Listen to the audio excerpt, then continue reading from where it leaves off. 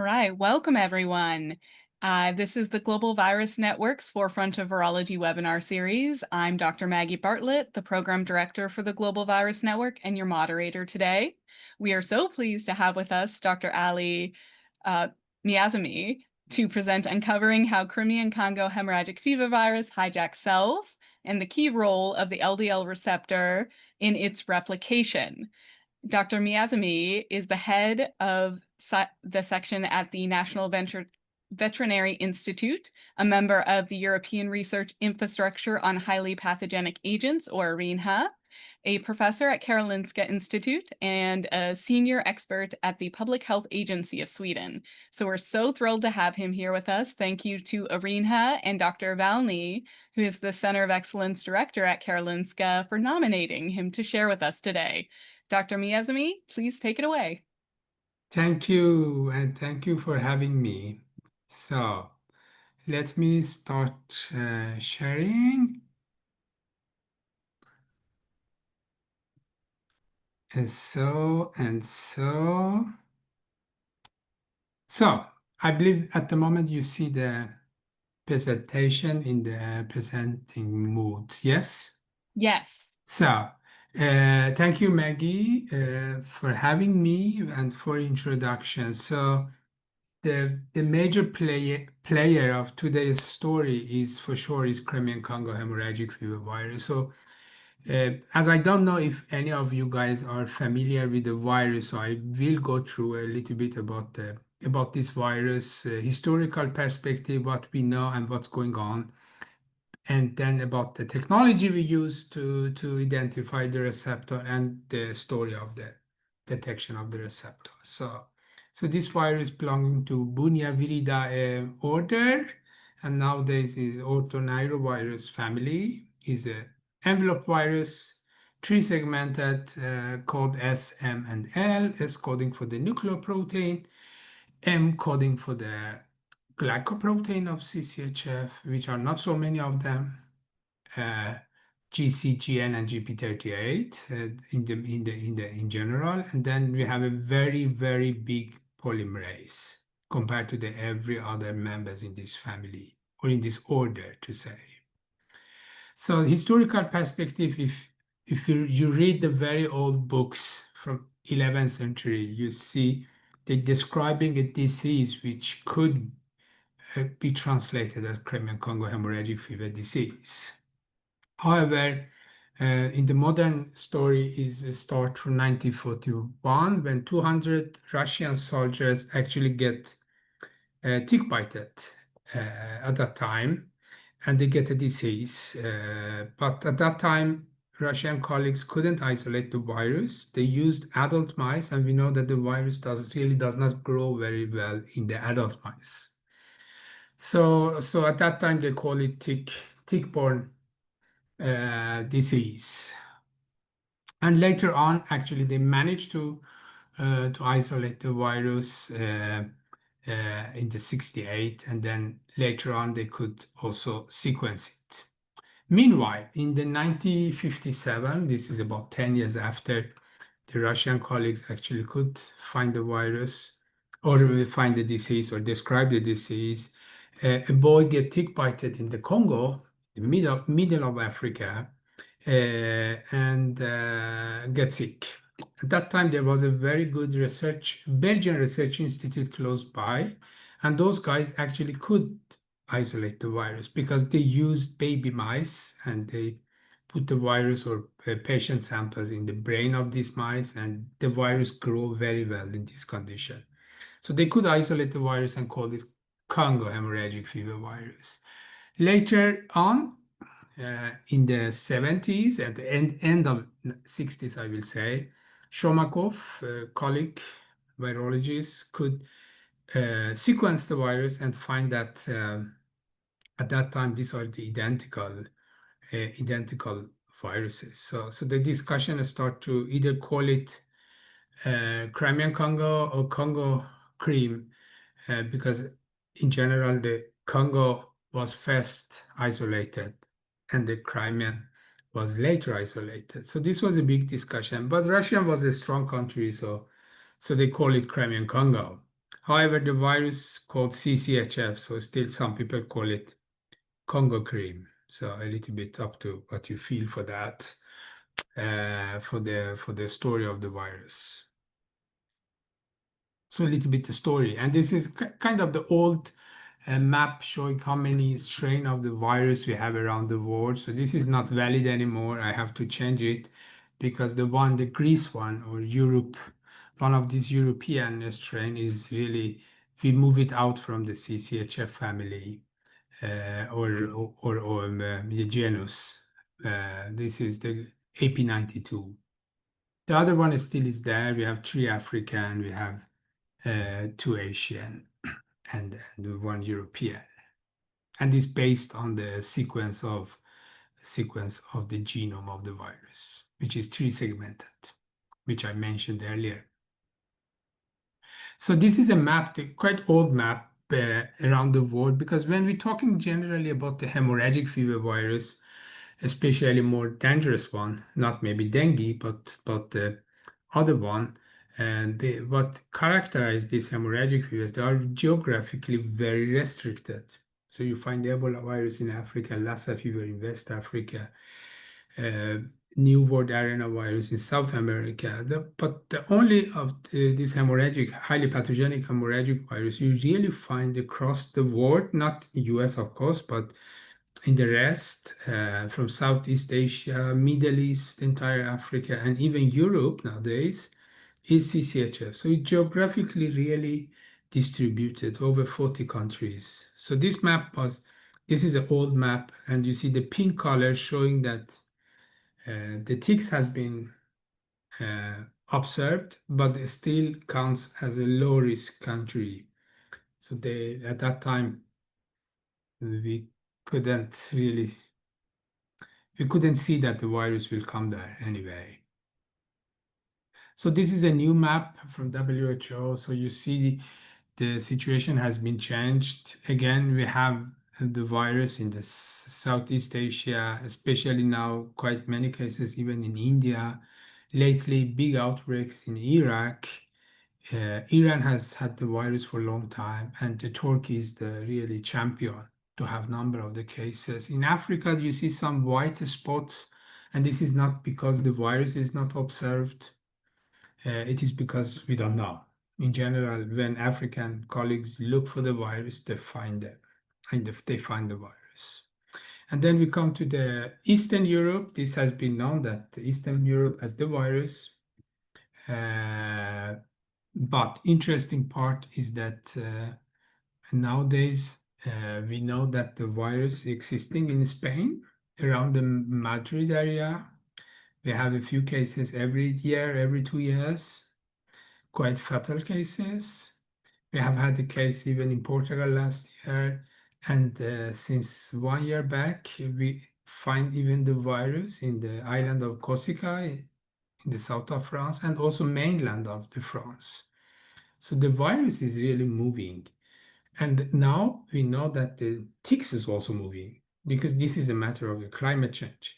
So the ticks is already found in the south of Germany, and also since 3 years back, we find even ticks in Sweden, in the north of Europe, for 3 years a row in adult form. So means that these ticks are coming. I mean, they usually move with the migratory birds, but they need to have a good condition to get adult. They come as a nymph, small one, but they need to have a good condition, kind of a combination of vegetation.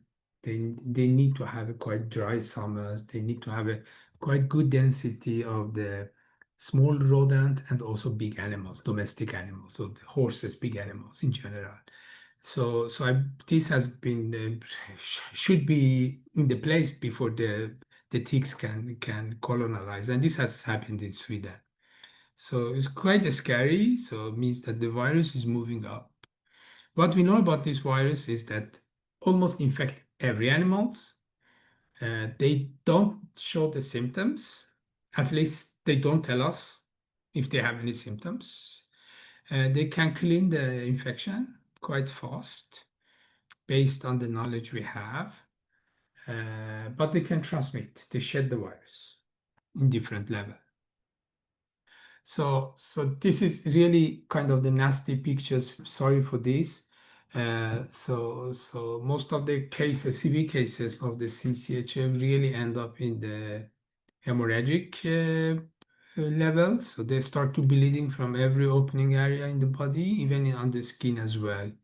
In general, the symptoms is more or less start as a flu, very quite unspecific symptoms, but suddenly fevers, and then either the patient clear the infection within a few days, or they go to the severe case, which can end up to the hemorrhage and the organ shock. That in that case, they may lead to the death of the patients. Mortality rate has been discussed for a long time. It depends on which country you have a really look at it. In Turkey, they're showing something between 4 to 7% mortality. If you go to Kosovo, they have over 20%. But I talked to a colleague of mine in South Africa, which has also had this virus for many years, and they do really good science. So they really saying that the mortality is much higher in South Africa. So because one of the discussion uh, we have within the scientists, CCHF scientists, is that why Turkey has so low that case, and one of the explanation is that they have a very good monitoring system. So they find all the cases, even the mild case, and sometimes even the asymptomatic cases. This is why then the number of the fatality is much lower compared to the Kosovo, where the patients they find the patients who come to hospital, so they are severe in the latest stage. However, this is not really confirmed by South African scientists. He said that they have also very good monitoring system, but they don't see this low pathogenicity or low fatality. So the question still is open if that can depends on the viral strain, or it could be something else. So quite open question. So this is a movie we did it during early 2000 through a project called Arbuz Zumet, and this is in a kind of very hot area in the Turkey. So this is showing you these ticks, which called Hyaloma marginatum. They are called also two-host ticks, and also hunter ticks, migratory bird ticks. So they have many names. What really it kind of give them feature is that they are really very fast and much bigger than the one we have at least in the West and North Europe. This one we have it in the North and West Europe, or even Central Europe. They are very small. They are very lazy.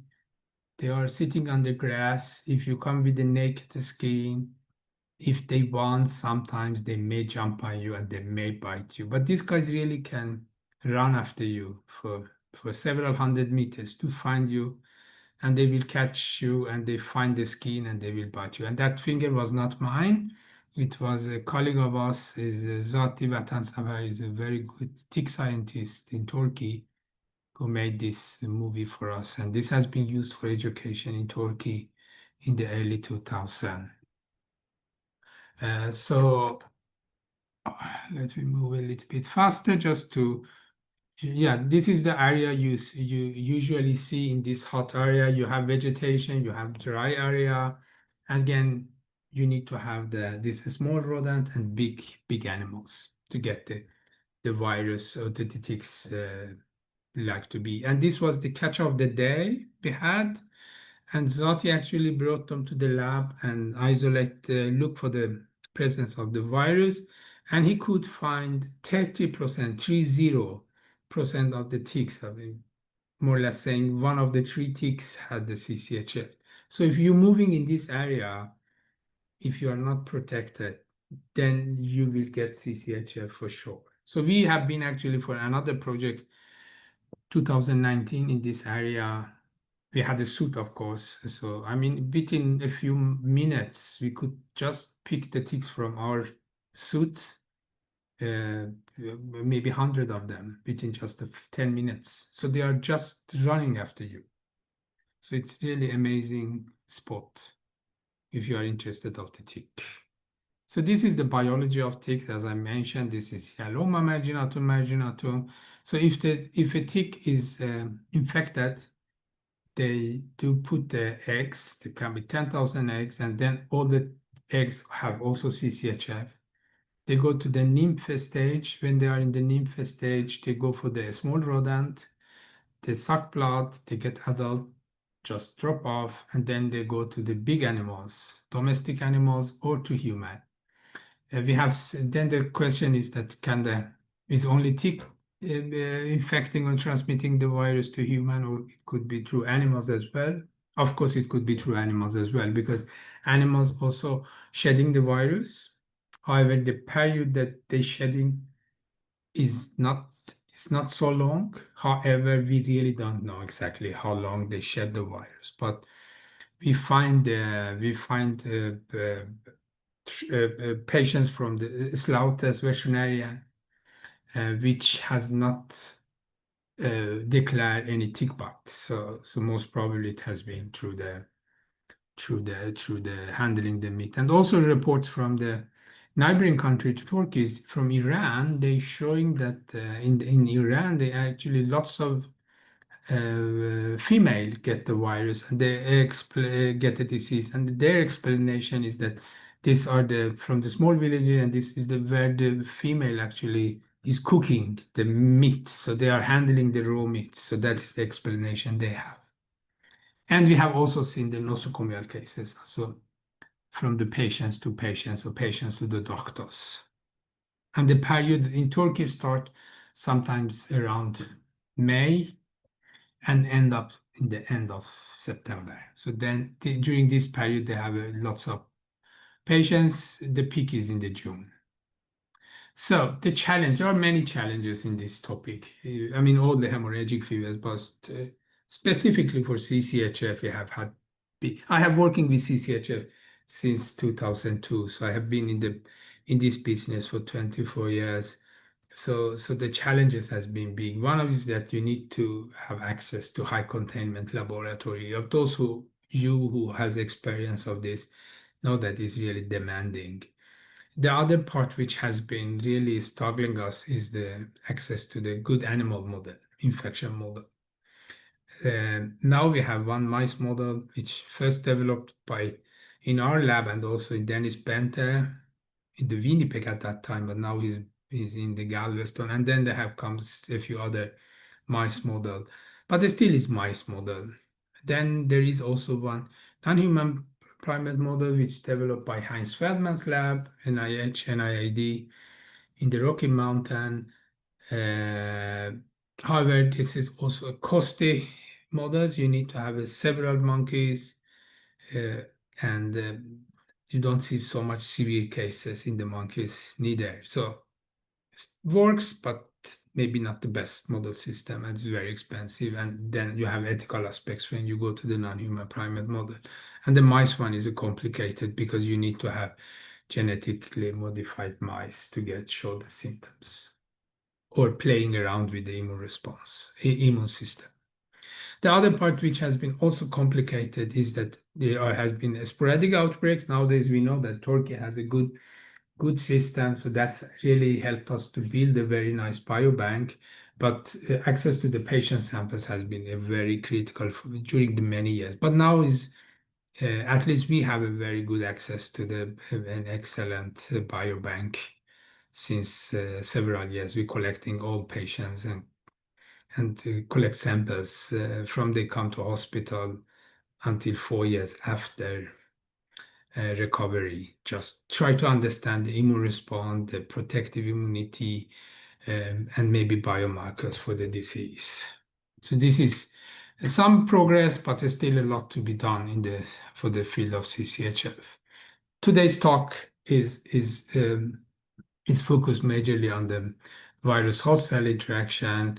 So one of the topics we have been interested is to identify the key cellular factors. To knowing them, we learn more about the biology of the virus, but also most importantly, we may find some way to combat the disease by developing antivirals. But the question has been how to deal this. So this is a one model. I believe many of you maybe heard about this approach. There are different approaches. We use this mice haploid stem cells system, which we nowadays we chemically mutagenize it, and then we have a library which is maybe up to 10 million cells, every of them with a different mutation. Then we expose them to virus, and we're looking for the more kind of the phenotypes. Cells survive means that they have not get infected because we're looking for toxicity, and then we looking for which mutations. By that, we can identify which gene is important for the virus infection. The only problem in this system, as you may understand, is that your virus need to be very good killer, and not very good killer, but also very fast killer, because these stem cells, haploid stem cells, they're growing as hell. So they can get 1 to 3 during one night. So your virus really need to kill them. So we have done this through all the virus bank we have. So we identified that some viruses are very good, such as VSV, but some viruses are not good killer. This is Ebola, Marburg, Lassa fever, CCHF. You see, so those guys, which really is my interest, it was not really good killer for the system. So we had to find a way to solve this issue. So one way we did was that we putting the glycoprotein of this nasty viruses on the VSV. So by this we can identify the early key factors such as receptor or the molecules which are important for the early stage of the infection.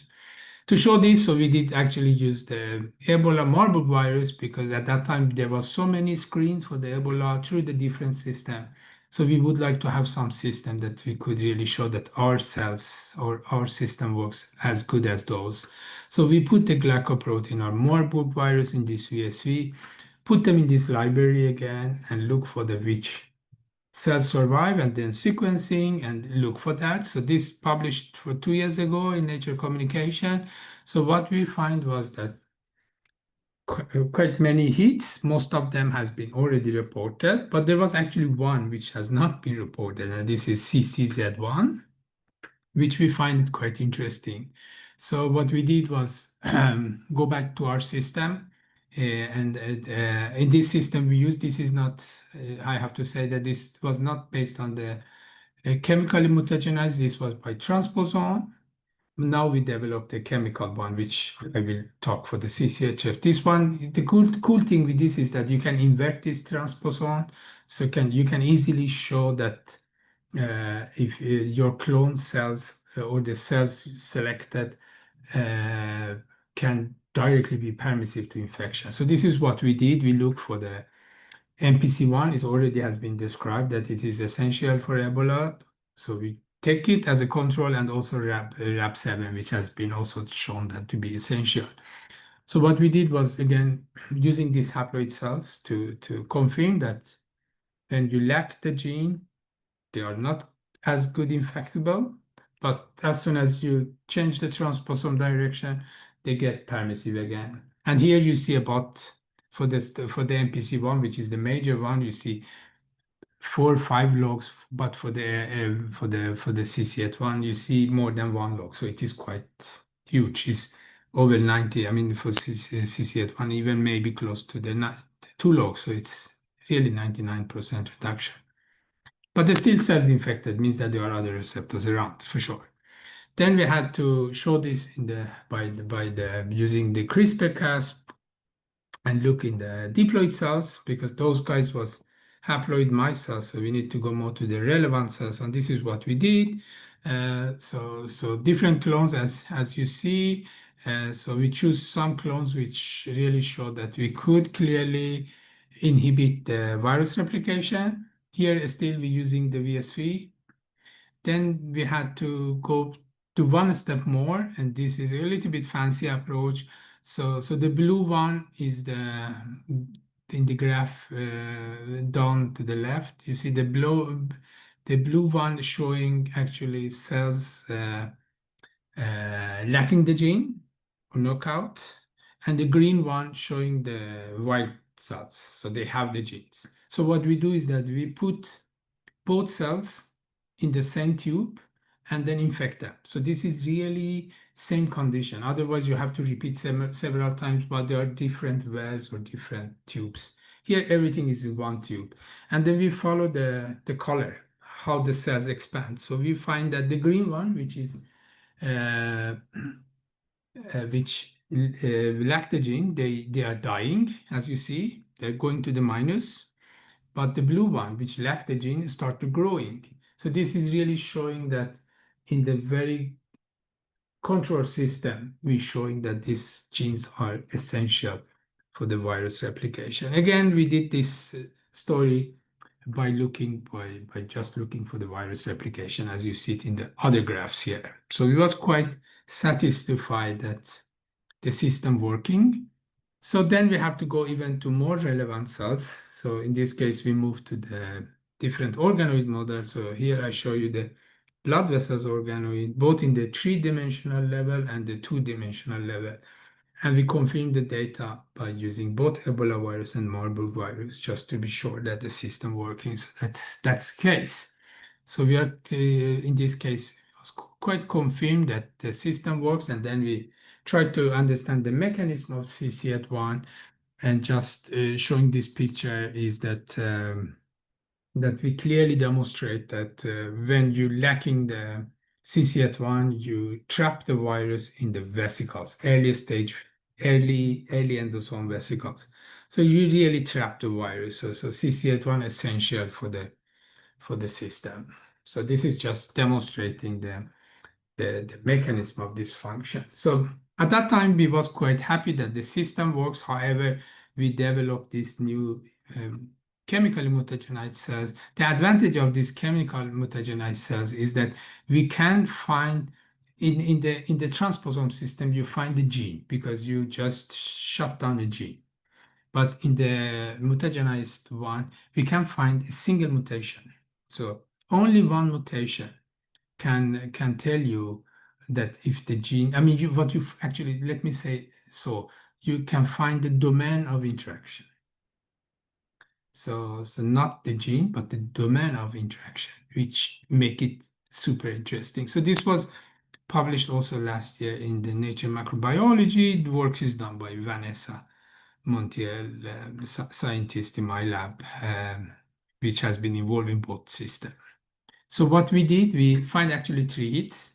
One is published, as I mentioned, and this will be the topic of the talk, but we have two other very, very exciting one, which we at the moment trying to, one of them we know what it is and it works very well. We're trying to find the mechanism, and the third one, we're trying to validate the data. So they're coming much more interesting data in the near future. So again, just showing you through this haploid screening, we find that there are three statistically powered genes that involve in the entry step of CCHF. So what we had to do, again, validate this, and we do the validation in the haploid cell system, again, the mice haploid system. So they are quite crazy cells for this virus. Mice is not really the model system. That is the disadvantage of these cells.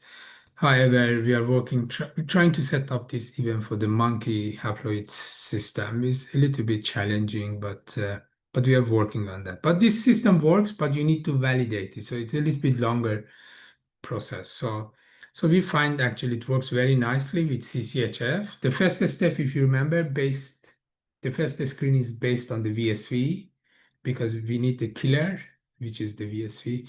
But when we do the validation, we go to the real virus. So here we used real CCHF and find that, yes, if you lack the LDLR receptor, cells surviving infection compared to the other part. And then we have a control virus. In this case, I believe it was Rift Valley fever virus.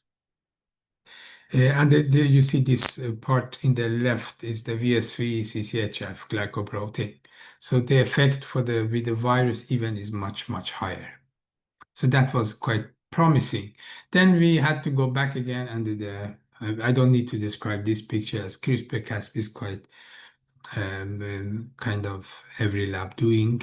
So we did a CRISPR-Cas and then used the diploid cell lines. And here we use two quite, I will not say they're super relevant cell lines, but they are relevant in the term that everybody using these two cells for the CCHF branch.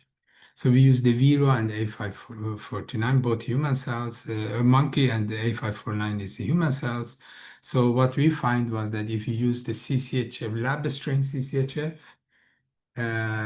we see more close or more than 1 log reduction when the LDLR is not there, which is promising, but also highlighting that there are other receptors as well.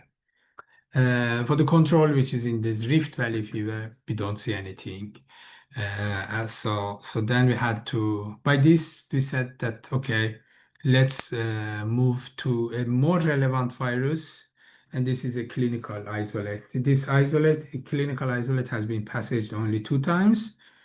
So we know that we don't have any deletion or mutation.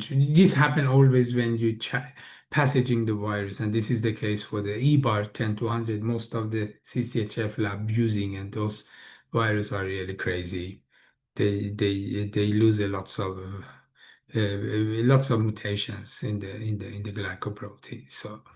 So by using this, we find exactly the same story that LDLR is essential, but not the only one. We have 2 other hits, if you remember. So hopefully all 3 together maybe can give us a better picture end of the day. Then we had to validate this. So what we did, we used the BRAT system. In the BRAT system, I don't know how familiar you are with the BRAT system. However, in this case, you kind of mark your molecule, in this case LDLR, on the cell surface, and then your ligand is also conjugated with the fluoroform, and if they come close to each other, then you have a reaction.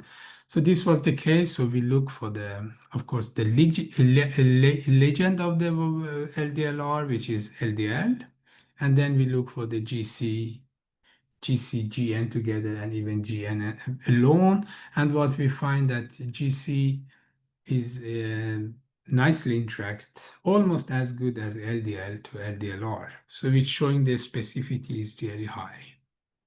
Then we was also interested that it is not just the attachment, but also this lead to the penetration.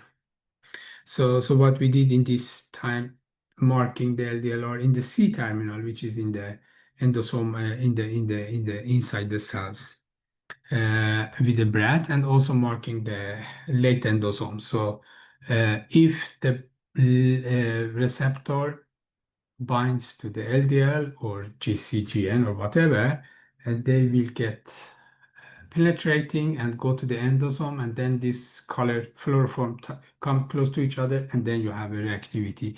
And this was exactly the same case. We see that LDL works very well, which is the molecule interacting with the LDLR, but also we see that GC works very, very well. We have also GCGN, which seems to be even stronger effect, which is not shown here in this PowerPoint. But however, we had to move on and show also by competition assay to be really convinced that this working. So this is a normal competition assay. So what we find was that the specificity for the ligand, in this case LDL, is 3 nanomolar. So if you lower, much better. When we look for GC, it was even lower than 3 nanomolar, which is the specificity is really high. With GN, nothing, and this is known that GN is not really attaching, binding to the receptor. But the cool thing is that GCGN even less than the nanomolar, so the specificity seems to be crazy high. So at this time, we was quite convinced that this is the molecule really attaching to the cells and initiating the infection or replication cycle. However, again, we are working with the different cell lines, so we have to move to more relevant cell lines. In this case, we move to the human blood vessel cells, blood vessels organs, So what we did that we infect them and look for the knockout blood vessels,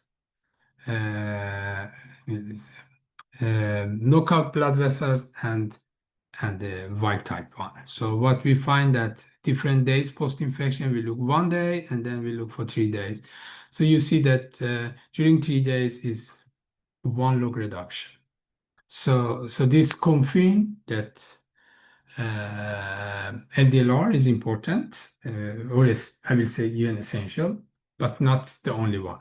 Because still, even you reduce the infection by 90%, you still infect 10 more percent. So there is something else there around which need to be done, understand. Then we have to move one step more. In this case, we move to the animal model system. We're using the LDLR knockout mice, but have it in mind, normal immune-competent mice will not show any disease of the virus, and they clear the virus very effectively. So what you have to do is that you need to neutralize the interferon. So what people doing, and also we doing, is just putting antibody against interferons just a day before infection or at the time of infection. By this, the mice has no good interferon system. Then they can develop the disease and die. The system works fantastically good. So this is what we did. We used this LDLR knockout mice and exposed them to this antibody and then infect. What we find that the mice get infected. They also died, but we saw a delay in the disease. And also, as you see here, we see also a quite nice reduction of the virus in the liver. And have it in mind that the LDLR is the major player in the liver, and the liver is the tropism of CCHF. So this is a fantastic data. We did it in our lab in Stockholm, but when it's the animal model, you need always to cover it by other people and other labs. So I asked Heinz lab do the same story for us, and they repeated several times, and the data was more or less the same story. However, some Chinese team also find the LDLR. So this is 3 teams actually find the LDLR during 1 year, and that's amazing. That's nothing's happened in CCHF, and then 3 different labs find the same receptor. However, Chinese team also find the receptor, and they did animal experimentation in their system, which is more or less the same. The animals didn't get sick at all, so they didn't die. So for them was 100% function, but not in our hands and not in the NIH hands. And also confirming the hypothesis that this is not the only receptor, but the key one. Then we also, as I told you, that we are super interested not only to understand the biology, but we would also find some tools to combat the disease. So the idea was that can we use the LDLR as an antiviral agent? This is exactly what we have done with Joseph Penninger, a good colleague of mine, with the SARS coronavirus 2. So we actually pushed to using the recombinant ACE2, the receptor of SARS coronavirus 2, to combat the infection, which worked very well. However, we didn't manage to bring it to the big clinical trial, but we did actually up to phase 2. So what we did was that treating the virus with the recombinant LDLR and then look for the effectivity, as you see, with the quite the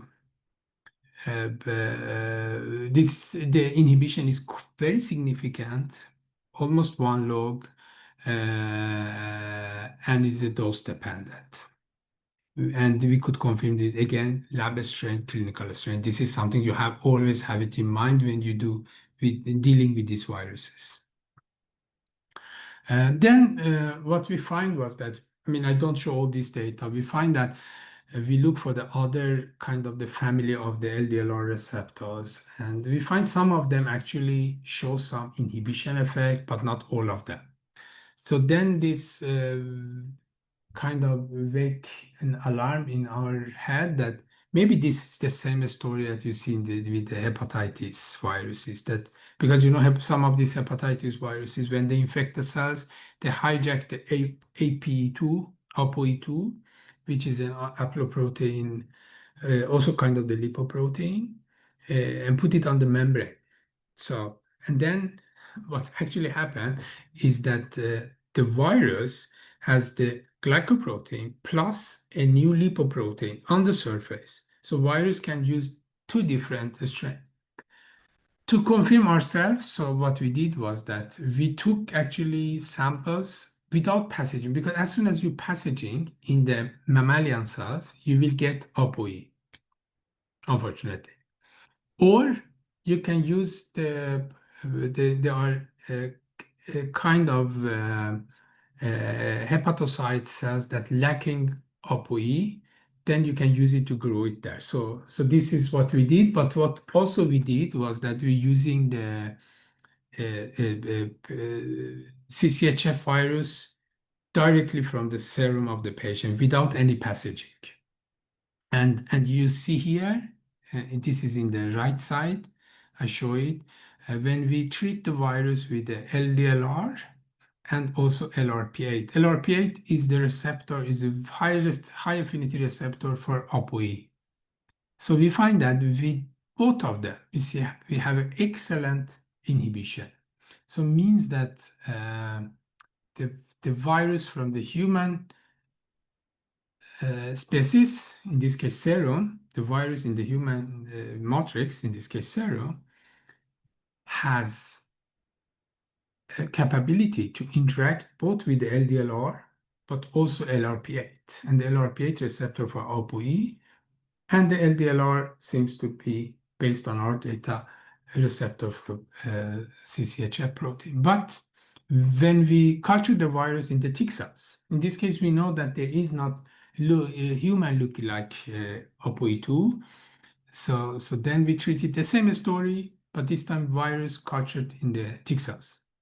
In this case, we showed that LRP8 has no inhibitory effect, but still LDLR inhibit the virus by 1 log. So showing that the virus coming from the right nature, which is, or right, say, the correct species, which is the ticks, they still using LDLR as a receptor, but not using LRP8 or any other ApoE receptors. But as soon as the virus, as I'm showing in the cartoon here, as soon as the virus entered the human cells, the virus managed to catch ApoE and bring it with itself. By this, the virus can actually be more effective to transmit. And also, if you're thinking developing a vaccine, they can also escape the neutralizing antibody if you focus on the glycoprotein antibodies. So this is a strategy this virus developed to really pass the system. So let me conclude this by first telling you that we find this mice haploid screening system fantastic. They're working very well. However, a few problems. One is that your virus need to be a very good killer. The second problem is that you need to validate them. That may take time, but the system working, especially the new one with just single mutation, because now one of our hits, we actually find one single mutation in one enzyme really can inhibit the virus infection. So we may find something very big. So this is what we try to understand the function of this, just one amino acid mutation. We also could conclude that LDLR a key receptor, but not the only, I have to say. And also that CCHF hijack apoprotein. I have to highlight that also a French team find the same story with the LDLR, and also that ApoE is hijacked by the virus. So, and this is also excellent when 3 different labs from different countries really find the same thing, and all 3 managed to publish it in the same years. That's also fantastic. So, but that said, I have to thank a few people around, and these are, of course, Heinz and David in NIH, Nazif Blow here, my Turkish friend, who helped us with all the samples from the human case, Friedman Weber, Giesen, a fantastic colleague and friend, Joseph Penninger, who is the father of this haploid strategy, Moritz, the one who developed this mutagenized haploid cells, Nuria Montres, there's a Spanish scientist, an excellent one now, and nowadays actually she's a minister of education in the Catalan, and also Volker Lauker in Karolinska who are helping us with the liver spheroids. And of course, the people in the lab who do the job. You have it in mind that this is the BCL4 lab activity means lots of collaboration and many hours of work in the lab to get anything done. So by this, I say thank you and I stop sharing. Open for the question. Thank you so much for a fascinating talk. I will direct people to put their questions in the Q&A section. I'm going to go ahead and kick it off with a question from Sten Vermund, who is the Chief Medical Officer of the GVN. Can you carry your discussion a bit forward as to how we might use these exciting findings towards immune therapies, drug development, and best value vaccines? Yeah, I mean, for the antiviral development, so what we are at the moment doing is trying to find the exact domain of interaction of this LDLR receptor with the virus. Because as soon as we find the exact domain, we can go for the recombinant soluble molecule, which can be treated. Again, have it in mind.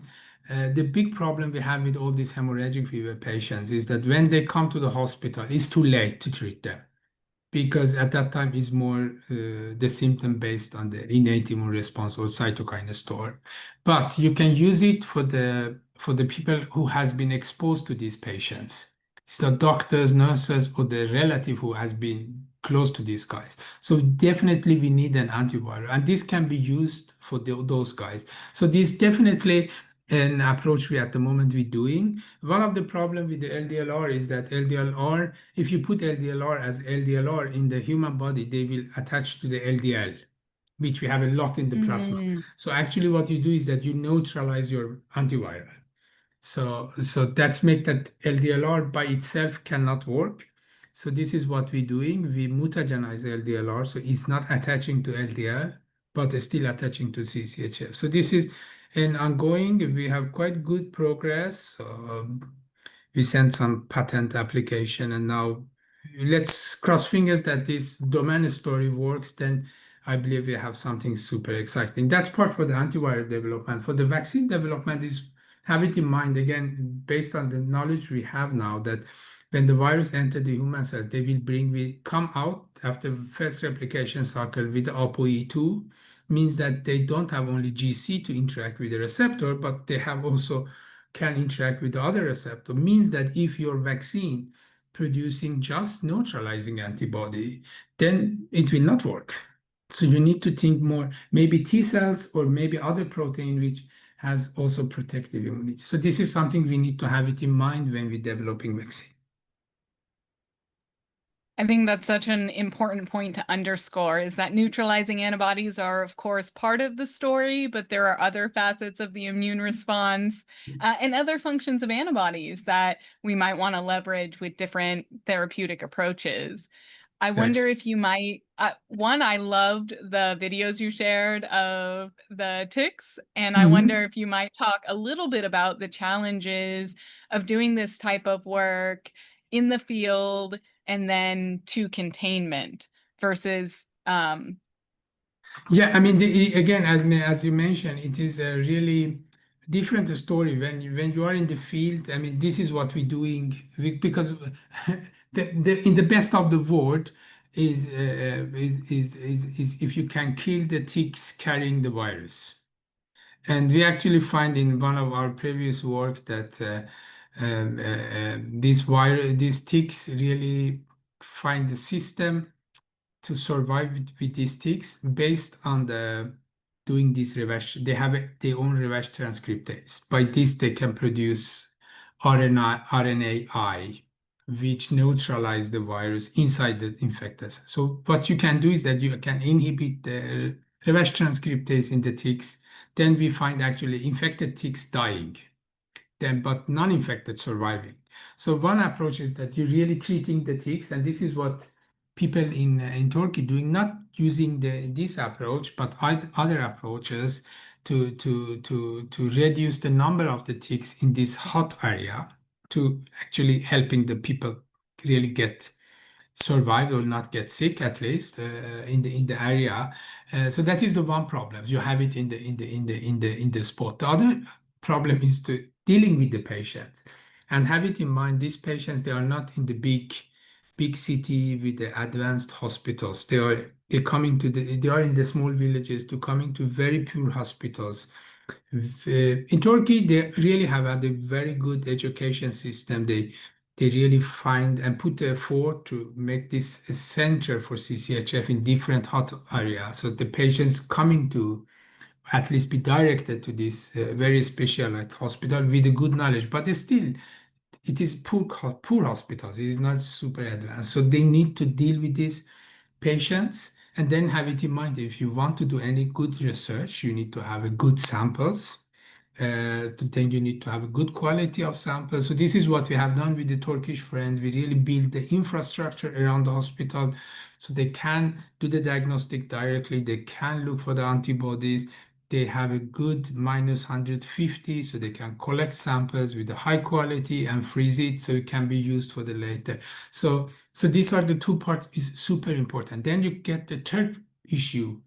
Then you need to move the virus or samples from this country to another country. And then you're talking about select agents, pathogens moving. So then you're facing a third problem, which is how to get the samples from one spot to the other spot. So there are many problems around this, which make everything super complicated to run such. But however, we really managed to solve many of these aspects, but it still is a little bit problematic, I will say.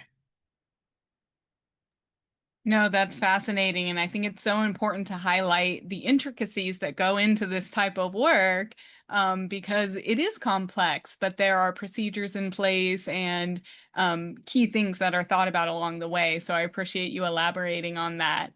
I wonder if you might also talk a bit about what you see as far as exposure for CCHF, if it's changing based on how the weather's warming, if you're seeing more regions that are likely to be exposed. Is there efforts to increase surveillance within tech populations and coordinate with the local hospitals so they're aware if patients are presenting? Exactly. This is actually an excellent question. And this is what we are really kind of also fascinated by CCHF. Because if you go back to early 2000, 2001, 2002, there was really not so many cases in Turkey reported. Then suddenly 2006, then they had so many cases that we never seen anywhere else. So it's just during 1 or 2 years, everything changed. And then we tried to find this kind of understanding and find the elements that lead to this just blowing up all these cases. And really, at the moment, there is no good explanation. But what we're seeing is the same story, exact the same story in Iraq. That's they going also from a very, very few cases. Now is the second year they have a very big outbreaks. That's also crazy big.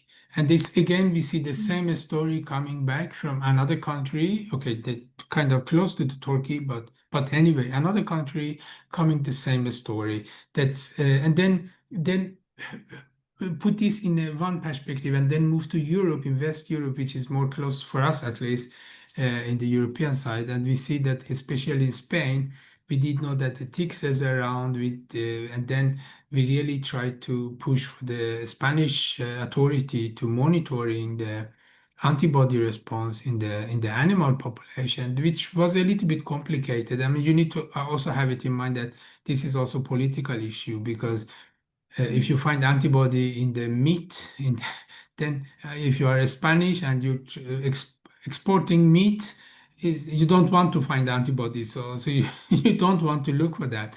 So this is kind of the also economical aspect. But They really, we did know that the ticks is there, and we know when the ticks are there, there is matter of the time when the virus come. And if you're not monitoring in the animals, then suddenly you have the human case. And when you have human case, then it's too late. And this is the case for Spain. Now they have human cases every year, every 2 years, a few cases, and most of them are really fatal cases. So we see that monitoring so absolutely essential in this region.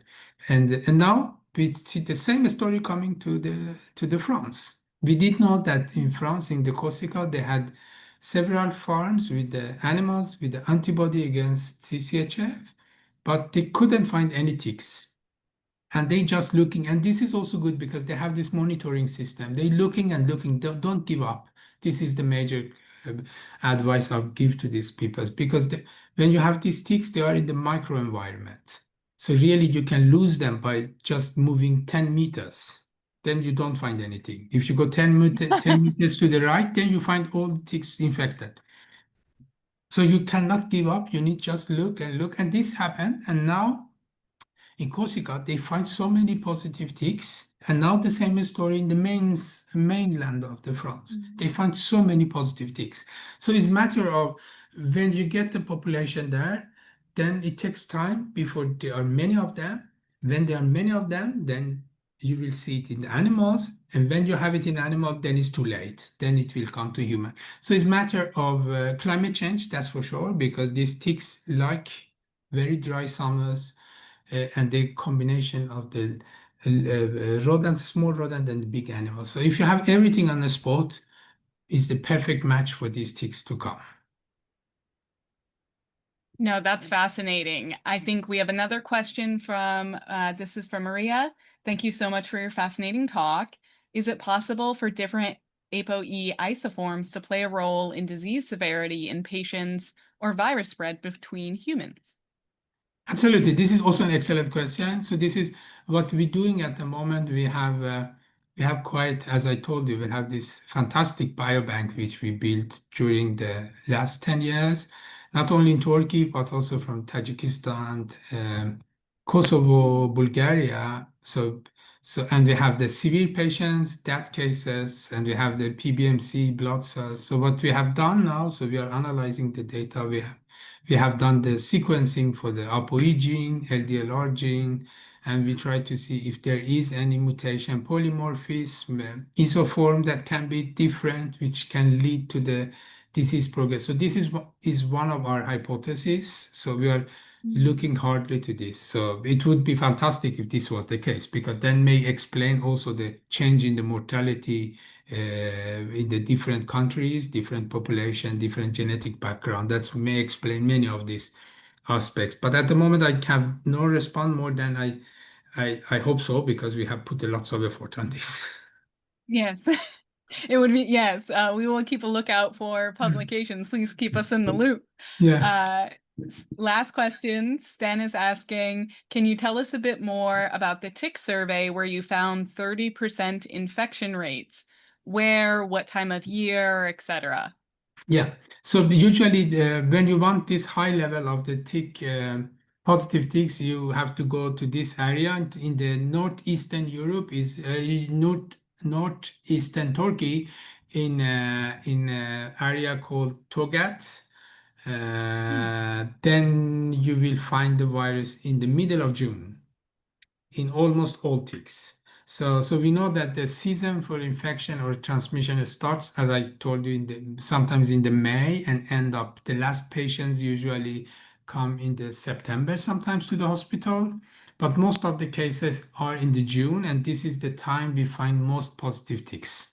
So this quite nice correlation between the number of case, time of the time of the year, and the number of positive ticks. No, that's fascinating. And thank you again so much for your presentation. It was enlightening, and we're excited to follow up on the work. Thank you again to ERINHA and Dr. Valny for nominating you to speak. And I will remind everyone, this is the GVN Forefront of Virology webinar series. We hope to see you all again on July 23rd at 10 a.m. Eastern Time to have Dr. Yi-Hao Chan talk about the genetics as a compass for life-threatening viral encephalitis, yet another very fun topic. And with that, I will thank our fantastic speaker, all of the questions, and see you all next month.